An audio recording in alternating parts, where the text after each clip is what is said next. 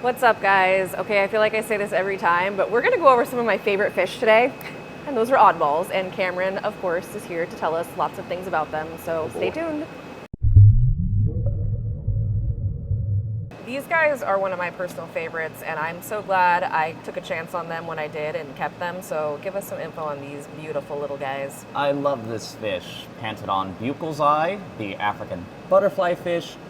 Very primitive, very ancient. These are going to be kind of Bashir adjacent, where they, if I'm remembering rightly, time of dinosaurs is an appropriate start for these guys.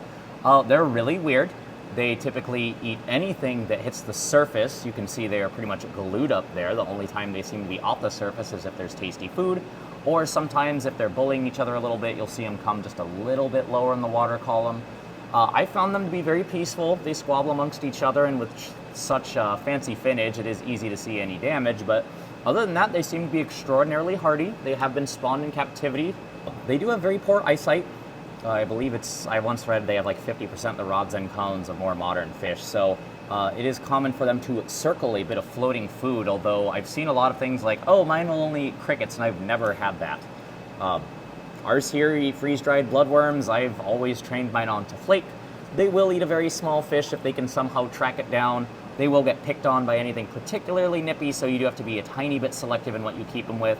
But with a max size of about 4 inches, and with them incredibly cool and being able to be kept in groups within reason, there's a lot of places these can work, and especially I've always done them in like an African biotope. Yep. Another oddball we unfortunately don't have in stock, the elephant nose, are kind of like the peanut butter and jelly with these guys because they'll eat a lot of similar foods. I kept mine together, and they did really nicely. They were like both appropriately shy yet boisterous at moments, so it worked out really well. And they remind me of like mini ornate arowanas. I don't know, they just have that cool upturned mouth and the whole, I just love these fish. They're great. I mean, they're both bony tongues, so. Yep, they definitely resemble each other a bit. So underrated. If you have a good setup and a very tight lid, you guys should definitely try keeping these. Okay, I know a lot of people are huge fans of the spotted Congo Puffer, but there is also the Congo Puffer, which is just as cool in different ways. So let's hear more about this. Yep, so this is Tetradon maiuris, the potato or red-brown Congo Puffer. Little chameleons. This one's more of a sandy color. Sometimes they're bright red, sometimes they're more dark brown. I think they're all good. Very interesting upturned mouth, and if you have enough sand, they will burrow. They are ambush predators. In nature, they would eat fish, so this is one best kept alone, but definitely well worth doing so because they have a ton of personality, and don't let what this guy is doing fool you. When they're trained, they'll just be in the water column all the time begging for food. Very similar in care, I would say almost identical to the arrowhead puffer, which is going to be kind of a Thai equivalent in terms of eats fish, mean, but a wonderful, wonderful pet that I've been lucky enough to keep.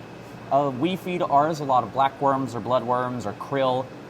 Once they settle in and realize you're the food source, it seems like anything meaty they'll go for. You just have to be a little bit patient. These are always going to be wild caught, so they're not always going to immediately snarf down food. You just got to play the waiting game a little bit because it's going to take a long time for these guys to starve. But wonderful pets, wonderful animals. There's a reason they're so popular, and it's because they're like little aquatic puppies. And max size of, what is it? It's like 5-6 inches at absolute size. most. So 20 long would probably be okay for one, so long as you have really good filtration and water change regimen.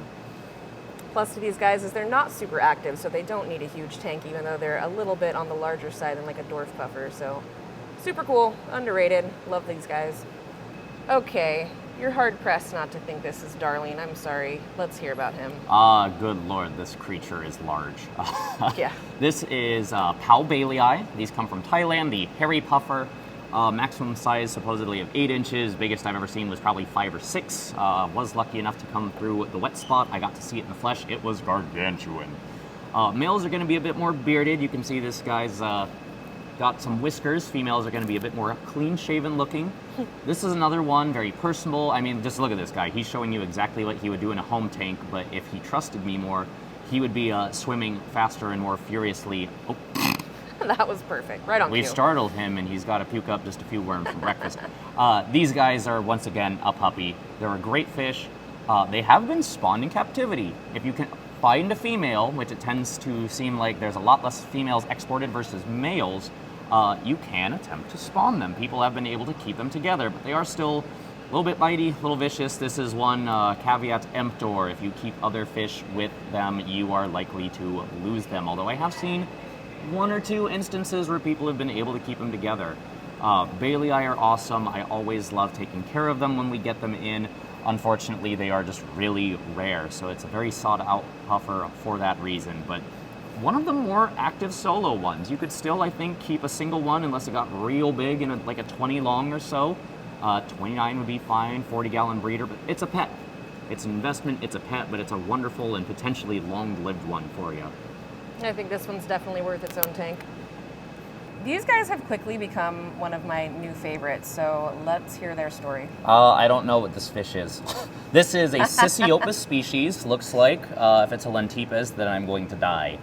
These were exported as Gobiopteris chuno, a different glass goby that is a microfish, and a little bit of a pain in the butt to keep, but still really cool.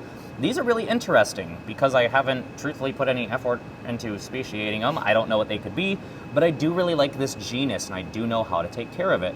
Sisiopus are going to be like bigger cousins of Stiphodons. They tend to occur together in the wild, some species with other species. Kind of like little Kermit the Frog look with those eyes on top of the head. Yes. And they're a bit more carnivorous. A lot of Stiphodons folks, it sounds like, struggle with getting a lot of those aufwuchs, those little microorganisms, to grow on algae or other surfaces for them to eat. Whereas Sisiopus and the larger cousin Sisiopteris are a bit more carnivorous. So these guys tend to take really well to frozen food like brine shrimp or bloodworms or Daphnia. Have had some luck getting them onto dried pellets with a little bit of patience. But these are really cool. You see that iridescence in the body from the organs, and it's kind of a lesson in it doesn't have to have bright colors to be really pretty and interesting. Ton of personality, again, like Stiphodons, but a bit more active and a bit larger, but still a very good community fish. Size permitting. You know, school of silver dollars on top of these guys or tiger barbs might not be great, but tetras, a few more relaxed sedate fish, and there's no reason you couldn't have a group of these guys. No, I think I might have to keep these at some point. I mean, they're made for the camera, that's for sure. Okay, I have actually only kept these guys one time and I really enjoyed them, so let us hear their tale. This fish is great. I love archers. I have kept the truly brackish ones. I have kept them in truly brackish, and these are truly salt. Or not salt. Good Lord, Cameron, get it together. Yeah, that'll go away. Freshwater. So this is Toxotes blythii, the most truly freshwater archer. I will say that there's a lot of debate about which archers can truly be kept in fresh, but in terms of water, more on the neutral side, this is your winner alongside Toxotes mekongensis, which we don't see in the hobby. These will get this really neat leopard pattern on them. They'll get all of 5 inches, truly. The Shed Aquarium in Chicago had some very old ones for many years that were all of that. Get a little stout. You either want to have 1 or you want to have 6 or more and at least a 75 because they like company, but they also squabble amongst themselves the way that like Chalceus or some other oddballs will. If you're going to get a group, do it right. And if you're not going to group, well, realistically, yes, they like friends, but it seems like one isn't the worst off from what I've seen. The main thing with archers is I've never trained them to spit. You can do it. There's YouTube videos. Go find those. But in terms of feeding them, it's mostly things that hit the surface. If you don't have something below, and if you're feeding them something like flake or pellet, you're going to have a lot of stuff on the bottom. So what we give them here is a lot of freeze-dried foods like freeze-dried Daphnia or brine shrimp or bloodworms. It stays up at the top. It's great for them, so they have more chances to eat. They do really well on it. This fish does seem to be very hardy, outside of them, again, hating each other a little bit. We've never really had problems with them. I'm really grateful that we have these in really consistently. This was a bucket list fish for me growing up, and it's something that I get to enjoy a lot here. Great archer, and I will say for those folks who have tried other species, they're a lot less mean to each other than, say, like Jaculatrix or Chitarius in my experience. They're still a little feisty with each other, but a lot less bad. Beautiful, unique fish, guys. Be on the lookout for these. All right, I love a fake eel. They're so great, and these are one of my favorites, so let's hear about them. I love eels, especially Macronathus. I am finally keeping eels again after way too long. This is Macronathus oral, the striped peacock eel. These come from India. So main way to tell these apart from some of the other peacock eels are, of course, going to be the big stripe, and we get to cheat a little bit and know that these came by way of India. Do have that very nice proboscis-y like schnoz. Very easy to keep. Of course, seal them up like you would any other eel. Make sure to duct tape any little gaps in there. Make sure your back strip is on properly because they will crawl out. Very easy to tame. Very wonderful fish. These are a larger peacock eel and are probably going to get at least 18 inches long. Keep in mind, well, that sounds big, it's still an eel. Yes, they get girthy, but it's going to be mostly like a snake in some aspects. If you've kept those, you know, a couple foot long corn snake can still live fairly comfortably in smaller confines than you might expect. Still want to give these guys space, but I've really enjoyed these. I always like when we get in different species of eels, and we're lucky enough to get several different kinds. And these are just beautiful. I really love the yellow color on them. Such a great choice. I really enjoyed mine. Okay, I was obsessed with these fish as kids. They were absolutely mesmerizing to me, so let us hear about them. This is the best knife fish. I'm sorry, fans of other knives, these are the best one. Notice how, despite the light, they're out and swimming. They're extremely peaceful. They stay small, about 6 inches long, and you can keep them in groups. Yes, we keep a lot of them here. They are all in the same tank because this is a sales tank, but I've been able to keep groups of 6 of them no problem together in a 75 without any issues alongside other African fish, say like, oh, I don't know, an elephant nose or a butterfly fish. I've been able to get them to take flake pretty readily, pellets very easily, and of course they do relish frozen food if you have one and it's not quite onto those yet.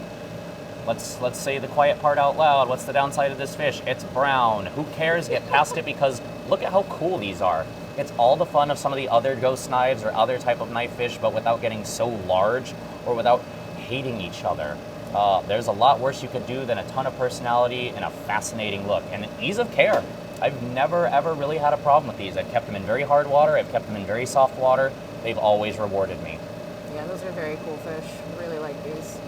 So I am a big fan of this body shape for fish in general, and these guys are super interesting. So tell us about them. These are the rocket gar, so called because they're very fast. In all seriousness, this is Tenelucius pujeda, the rocket gar. These will get about 10 inches. They are characins, members of the family Crassiformes. And of course they're called gars, despite not being true gars, because, well, just look at them. What I really like is if you squint very carefully, they have like these little mustaches on their snout, which I think is really interesting. I have no idea why that is. They're fast moving, they can hold their own, but they're not really terribly aggressive. I have, when I've kept them with wild angelfish in the past, had them nip fins, but otherwise it still works. So I of course separated those, but in terms of the aggression you'll see out of these guys, that's kind of a good bellwether. Nominally social, keep in mind if you're going to keep a big group of these, I can't see any issues with that, but you'd probably want at least a 125 given how stout they're going to be, how big they're going to get. But this is a really cool fish. You get some really nice yellow and blues to the tail, they're active, and just, they look fascinating. I think a lot of folks really gravitate to that gar or pike look. These are just something that's a little bit more legal in most areas versus keeping some gars. In addition, just being really interesting, and of course, again, staying small. We're lucky in that these are tank raised. There are people tank raising them. We have had them wild caught and I've seen no real difference. These are very hardy, they're very adaptable, they'll eat darn near whatever you throw at them. I just love how calm they are for being this type of fish. And yes, they do move quickly, but still you can see they're just chilling. They're pretty cool. Okay, so we actually currently keep these, and I've kept them for years. They're one of my favorites, so let's hear more about them. So this is Macronathus pancalis, the yellowtail spiny eel. This is one of the best beginner eels, I'd say, because they're pretty and charismatic, and they stay small. Maximum size of about 6, maybe 8 inches at most. Very peaceful. Macronathus I prefer to the masticembalids because they tend to be more sedate, I'd say, in captivity. I believe that part of that difference is in nature. Macronathus would eat invertebrates more so than fish, which is going to be the purview of some of the larger masticembalist eels. I really like these. Every time we get them in and they've been here for a minute, because we'll get large numbers in, they tend to grow, like this heckin' chonker right here. This is a big guy. And they always tempt me because I need to just sit down and get a group. It seems like a lot of eels in captivity, folks are more and more often having success spawning them. It truthfully, again, not that I've done it, or I'm going to say if you haven't done it, that you're not doing it right. Seems like it's not that hard from what I gather. A lot of folks just say, yeah, babies just like popped up, man. It was really cool. So awesome. Something to keep in mind, a lot of Macronathus are very sociable. Why not get a group of eels? If you have like a fairy castle or a dragon head or some other hole in there, a lot of the time they'll reward you by all poking out of the same hole at once. It's really cool, and it's really funny, to be absolutely honest with you. I can confirm they do things like this, and they are a very, very cool fish to keep. Okay, here is one that may fool you by how small they start out. It's Let's hear about these guys. So here we have Masticembulus favis. This is going to be one of the Tiretrack eels. There are many species of Tiretrack that enter the hobby. Most folks will see them labeled as armatus. If I'm remembering rightly, I think it's a part of a range. I think favis are the ones that come from Thailand and armatus India. Hopefully I don't have that backwards. The other way to tell them apart is going to be the amount of chain link look or tire track appearance on the side. It will extend further into the belly on one of them. Care for both species is going to be identical. They're both going to get larger. Tire tracks typically will reach at least 2 feet in length. They do seem to be both very personable and a little bit feisty, and these guys are a little bit flighty right now because they're the end of a batch. They certainly wish to have 80 more buddies in there with them. But they're very popular for a reason. They're really adaptable, hardy oddballs. A lot of folks have had success keeping them alongside larger cichlids, other eels, even things like arowanas because they have that large size.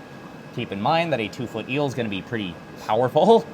Really make sure that that lid is on there well. And yes, they may be a little bit feistier. They may be more of a fish eater if you're keeping them with smaller things, which I wouldn't necessarily recommend. But they're popular for a reason. They're very charismatic. They're very easy to hand train. I know the Wet Spot storefront had, I don't remember exactly what eel it was. It might have been one of these. Snuffers, that was very popular because he was pretty well tame by the time of his unfortunate passing. He would always come out to greet folks. Everyone loved him, and that can certainly be replicated in a large enough tank with these guys. They're pets. They really are. They just happen to look like giant worms. They for sure are wet pets. Okay, I don't think we could do a video about oddballs without including some of these guys, so let's hear about them. So this is Pteris Sorgi, the Guinea Bashir. We have these tank raised. We have gotten them wild caught in the past. And I'm personally very pleased to see that a lot of the little spiny finlets look really good. The body shape looks good. A lot of the times I might be a bit more critical than most. Some of the tank raised Bashirs, you'll see a few strange looks to them, like Kermit the Frog head and frog eyeballs. These are going to be one of the larger species. Eventually they can get at least 2 feet long. There are reports of bigger. They are very slow growing, especially for a polypterid. Going to be a lower jaw, so this is going to be one of the big lunkers. They are going to be potential fish eaters. That's what they would typically eat in nature. So do be mindful. But Sorgi are typically well sought out after by Bashir enthusiasts because of their unique patterning, their very cool primeval look, and frankly, they're just really cool. Granted, I think all polypterids are cool, but this is one that you do not see very often, wild caught or otherwise. So I'm really grateful to see these in again. It's been a minute. Yeah, they're very pretty, little dinosaurs. All right, here are the big boys. Let's hear about these guys. This is truly the wettest pet of them all. The fire eels, and they're doing the thing that I was describing earlier, but we have them in number. You can see this nice little trio down here, although I'm sure there's more eels in there. Oh. Fire eels are extremely popular for a lot of reasons. They're gorgeous, they get big. I swear to you, I've seen literal 3-foot fire eels. Me too. I've heard reports of even yet bigger. But this is one that I've seen a lot as a display animal in pet stores because, again, they're just big, trainable lunks. I will say this is one that seems to be a bit harder to keep in groups for the ultimate adult size and aggression. I'm not going to say, and I mentioned this before, that they're mean per se, but a big eel with some power behind it can, shove something out of the way or occasionally bite at a companion. So do be mindful of how many of these guys you would keep ultimately. But very trainable, very pretty. A lot of this will fade away to like a velvety purplish black as they age with that bright red on them. Fire eels are super popular and pretty common for a reason. Again, they're a dog. They're a water dog. And I know I use that a lot with all sorts of looking things, but in terms of that companionship that you might crave, this is a really good one. Just make sure to keep a heavy rock or two on that lid, because otherwise you are going to have a large eel on the floor, and I can tell you from experience, it's not fun picking that up. What size tank would you say for these guys? Because I think they probably get tank-sized a lot. Like that's probably one of the more common ones to get put in too small of tanks. I mean, the easy answer is to say a 125 and grow them out from there. I will say that in my experience, starting out something tiny that will get big in a big tank isn't always a terribly fun experience, and a lot of the time the animal seems scared. I would say realistically, long term, you would need at least a 210 in terms of standard aquarium dimensions. But I'll also throw out, as somebody who's built one once, that customs, maybe sometimes a little bit spendier, might be something that you might want to worry about as a construction thing, but can be a very rewarding project.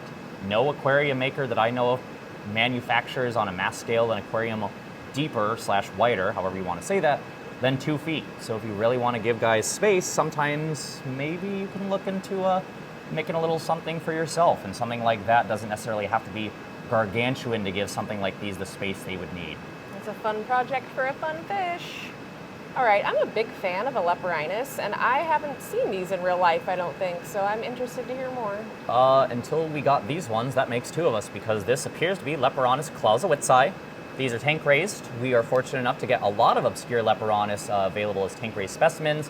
Wild caught, these things can easily have triple the price tag, so everyone else should be a little grateful on that one too. I'm not terribly familiar with this one. I've kept some Leprinus. We have many different types that I have been lucky enough to work on, or work with, excuse me, so I'm trying to figure out which one of these categories they would fit in.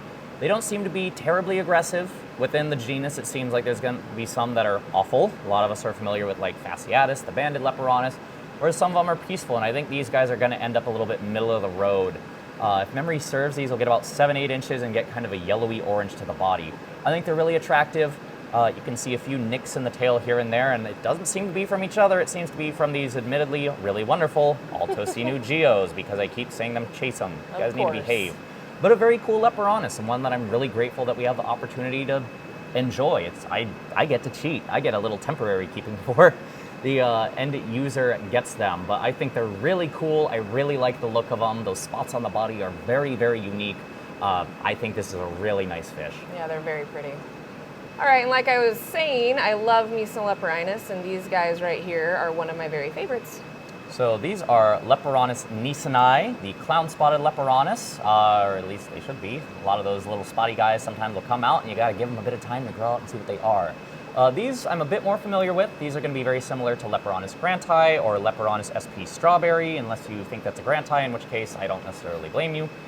These are going to get about 6 inches long. They'll get very girthy.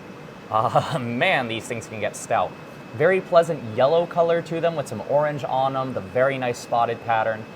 These are a really great tank mate for, as you can see, some geos, things with a little bit of muster behind them that aren't going to get too terribly beaten up, that can tolerate something fast swimming, but they're not necessarily mean. The Wet Spot Storefront actually has a very similar species in with some Guyana with some smaller, more peaceful Leprinus, with some, what else we got in there? A couple different Earth Eater types, done very well. But there's also several plecos in there that they've left alone. So again, not necessarily just outright peaceful, but definitely one of the fish that'll dispel the myth of all Leprinus are awful, because in fairness, some of them are. These are not one of them.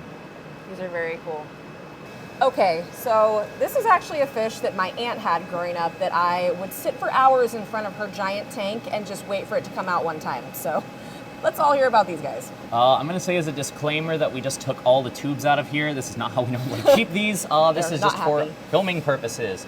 I am tremendously familiar with the black ghost knife. There is a lot to say about them. Electrogenic fish, very sensitive, tiny scales, so they don't like metals, which is not great, as they can be prone to a few parasites here and there that would require the use of metallic dye. Very smart, supposedly, have one of the largest brain ratios to body. I believe Mormyrids are also up there.